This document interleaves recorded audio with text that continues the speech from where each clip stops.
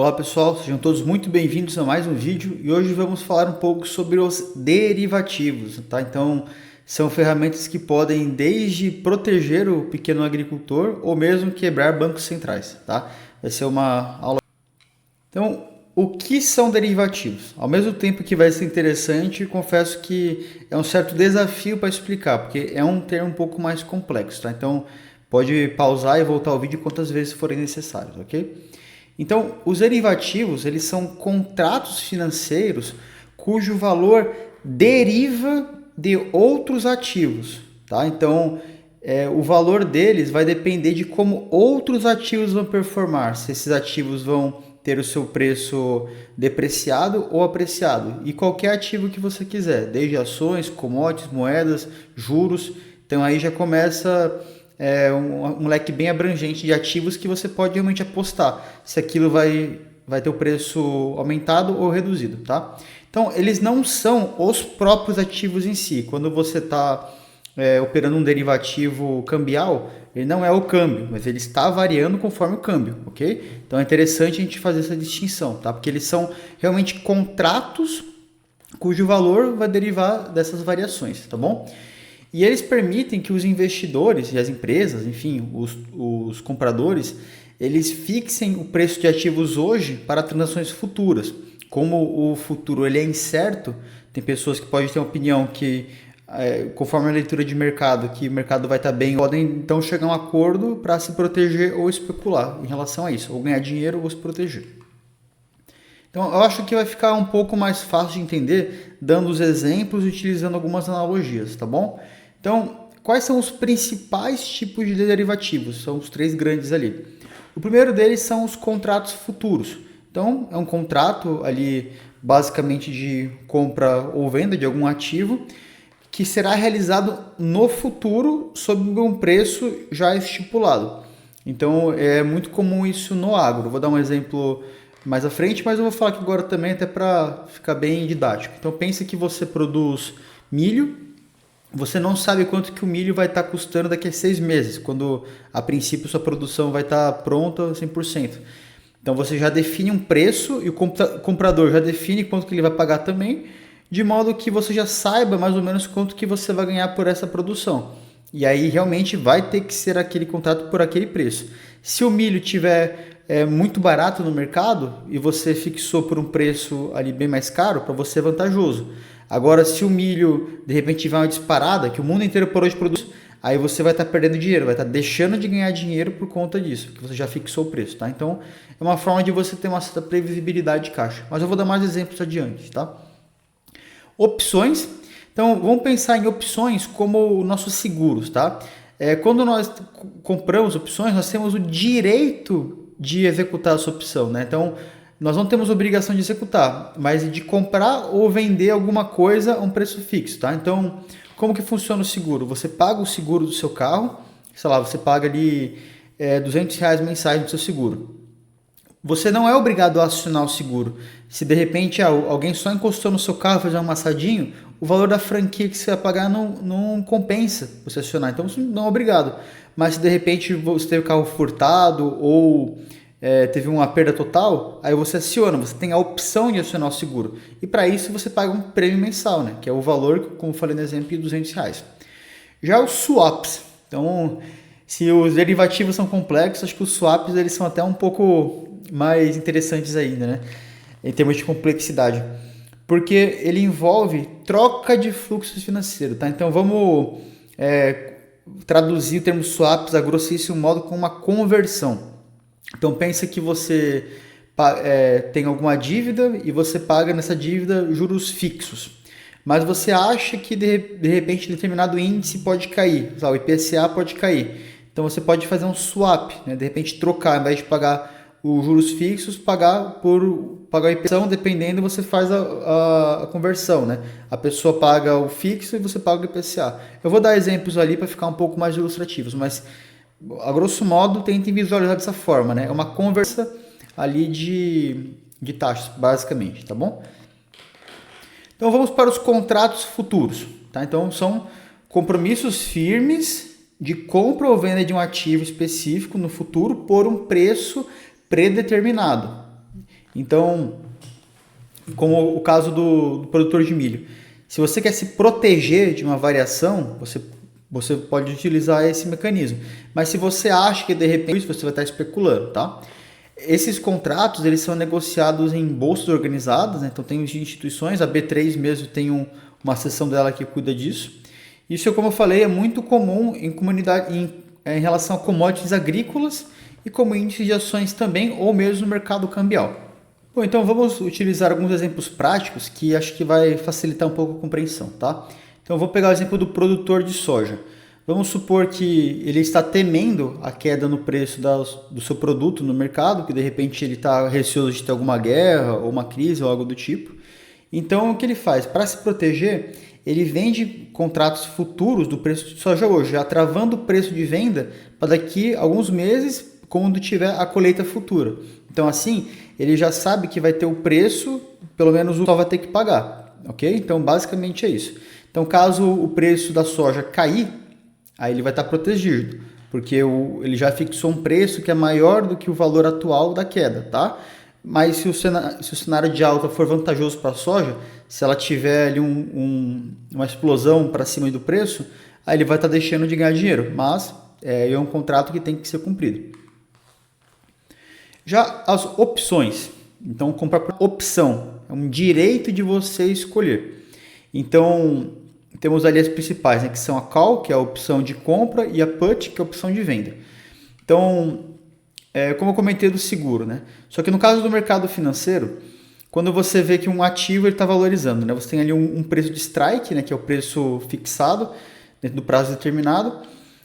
Se ele é uma referência, se de repente o preço do ativo ele variar para mais ou para menos, dependendo ali desse objetivo, você pode executar ou não a sua opção. Então, pensa comigo, você comprou vou dar um exemplo mais adiante, tá? Acho que está até aqui.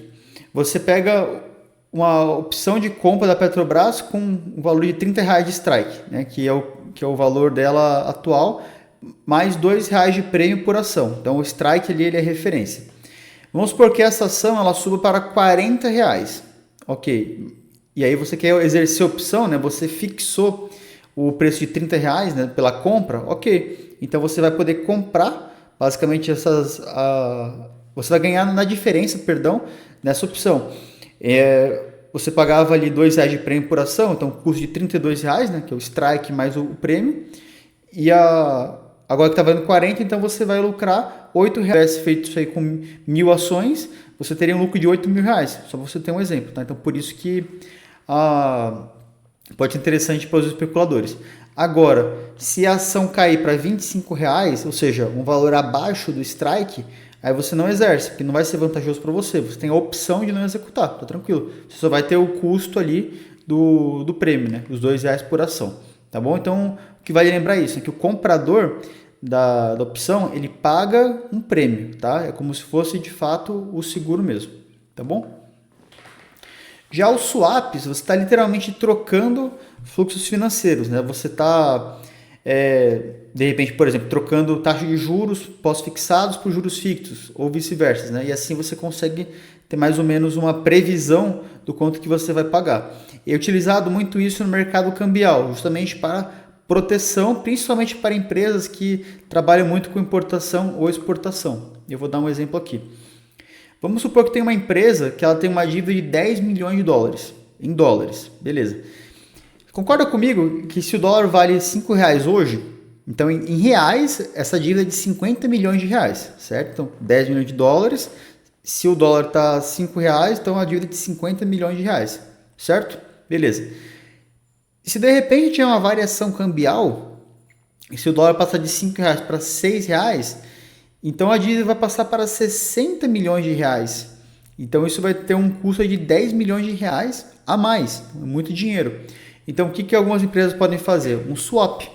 Se ela tem uma dívida, ela tem uma dívida para alguém, ok? Então ela pode fazer um contrato estimando, eu quero me proteger da variação cambial. Então é 10 milhões de dólares, ok, mas então o valor base vai ser esse, e em vez de pagar então a variação pelo dólar, né, o dólar corrigido, eu vou te pagar ali uma taxa fixa mensal do CDI mais 3% ao ano. Se o cara está achando que, se a outra parte estiver achando que o preço do dólar pode cair, para ele vai ser bom, porque ele vai estar se protegendo. Da mesma forma que se o dólar caísse para R$4, para o devedor isso seria ótimo, porque ele ia estar pagando 10 milhões a menos. Mas essa é uma forma de quem está achando que a situação vai mudar a seu favor ou contra o que está querendo se proteger. Tá? Então, acho que a grande parte aqui é a questão da proteção mesmo. E agora vamos falar um pouco das crises que tivemos, né? Das bolhas causadas pelos derivativos. Que um dos problemas dos derivativos, como eu vou falar adiante, é essa questão das bolhas, né? De você causar uma crise sistêmica de fato, né? Então, no século XVII, nós vimos que a Amsterdã, a Holanda, nos Países Baixos, ele era uma região que estava muito à frente ali em termos ali dos instrumentos financeiros, né? Era um lugar muito promissor nesse sentido, muito próspero. Então, inclusive, os derivativos começaram a ser muito utilizados lá, principalmente com contratos futuros. E naquela época, devido ao contato dos holandeses com alguns comerciantes do Império Otomano, eles conseguiram encontrar tulipas, né? Então, são flores muito bonitas que você consegue preservar o seu bulbo para colheitas futuras. Então, você vê a tulipa, né? Ela floresce, que dura ali algumas semanas, acredito, entre semanas ou meses, e depois ela murcha, mas o seu bulbo é preservado. E como todo mundo se encantou com isso, né? Era um objeto até meio que luxo, o pessoal via aquilo até como se fosse uma obra de arte, o pessoal começou a especular com aquilo. E aí começaram a negociar contratos futuros para já conseguir comprar para quando tivesse de fato a colheita. Então, tanto vendedores quanto compradores começaram a especular nesse ativo. E, claro, né, tinham vários tipos de tulipas. Tinham as mais simples, as rajadas, e tinham umas que eram mais exóticas. O caso mais extremo, da tulipa mais exótica, ele chegou a custar o equivalente a uma casa de luxo em Amsterdã naquela época, que seria mais ou menos em torno de 5.000 florins. Sendo que a renda média de um artesão naquela época, se não me engano, mensalmente era 300 florins, né, pelo que eu pesquisei aqui. Então, você vê, era um preço muito alto. Primeiras bolhas especulativas. Por quê? O pessoal começou a especular em relação às tulipas, mas quando viram que é um ativo, né? É um bem, não sei se você fala isso de ativo, né? Ele é um bem que é muito fácil você produzir, replicar, você plantar e ter uma escala muito grande, você vê que não valia aquilo que o pessoal achava que valia. Você acha que uma tulipa, por mais rara que seja, vale o preço de uma casa? Não, isso é loucura. Então, quando o pessoal começou a ver que não valia tanto, aí começou a ter a crise de fato, que aí muita gente perdeu dinheiro, o pessoal já tinha contrato, tinha que pagar por aquilo, mas viu que não ia ter nem como. Então, ela serve como um alerta, porque isso daí realmente, por um período, atacou bastante a economia holandesa. Soros contra o Banco da Inglaterra, no ano de 1992. Então, nesses anos 90, o George Soros, ele fez a seguinte aposta. Ele analisou o valor da libra esterlina no mercado cambial e ele achou que ela estava supervalorizada. Então, o que ele fez? Ele fez contratos futuros, né? Ele combinou vários derivativos apostando na queda do preço da libra esterlina. E conforme ele foi executando alguns contratos, como era muito dinheiro, de fato, quando você executava, o preço poderia cair. E nessa queda, ele já executava outro, já executava ganhos. E aí virou uma espiral mesmo, tá? Então, foi de fato uma operação muito coordenada e com isso ele lucrou mais de $1 bilhão em um único dia nessa operação, levando ali o Banco da Inglaterra a tomar algumas providências em relação à sua moeda. E o mais, acredito que recente, foi em 2008, devido à crise do subprime, né? Então, para quem não assistiu, recomendo muito assistir esse filme, que é o The Big Short, A Grande Aposta, porque mostra exatamente como aconteceu, né? E bom também que é um filme até que engraçado também.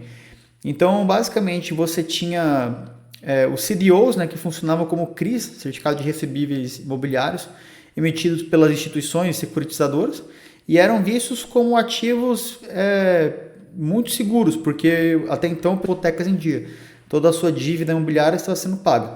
Entretanto, alguns investidores como Michael Burry, Steve Eisman e outros ali que aparecem no filme, eles perceberam que esses CRIs, né, esses CDOs, algumas hipotecas não estavam sendo pagas. Eles começaram a ver que, aí começaram a pesquisar mais e viram que muita gente não estava pagando as hipotecas. Até no filme tem um caso emblemático, né, que os vendedores, esses CDOs, eles vendiam para muitas pessoas que sabiam que não ia ter condições de pagar. Então, que não tinham uma renda relativamente estável. E eles emitiam vários créditos de hipoteca. Então, eles viram que em algum momento aquilo ia quebrar, esses títulos não iam valer mais nada, porque, pensa comigo, se todo mundo está pagando, então você vai estar recebendo rendimentos, para de pagar, o preço do título cai.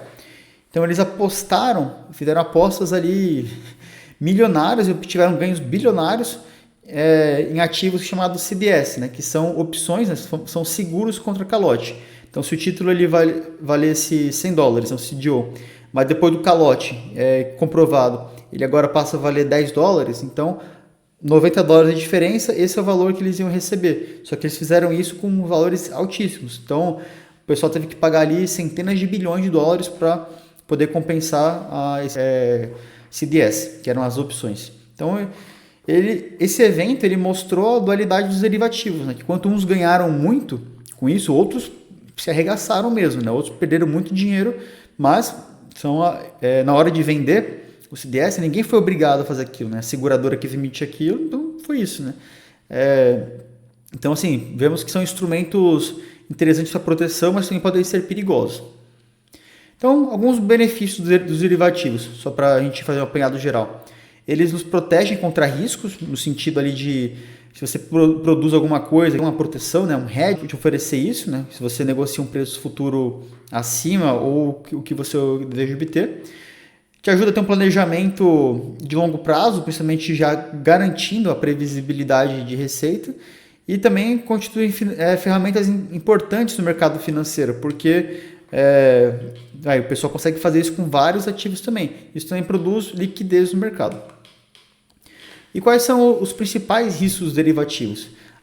São ativos complexos, mais didático possível, né? Acredito que com a prática, que com a constância nos estudos, vamos entender de fato.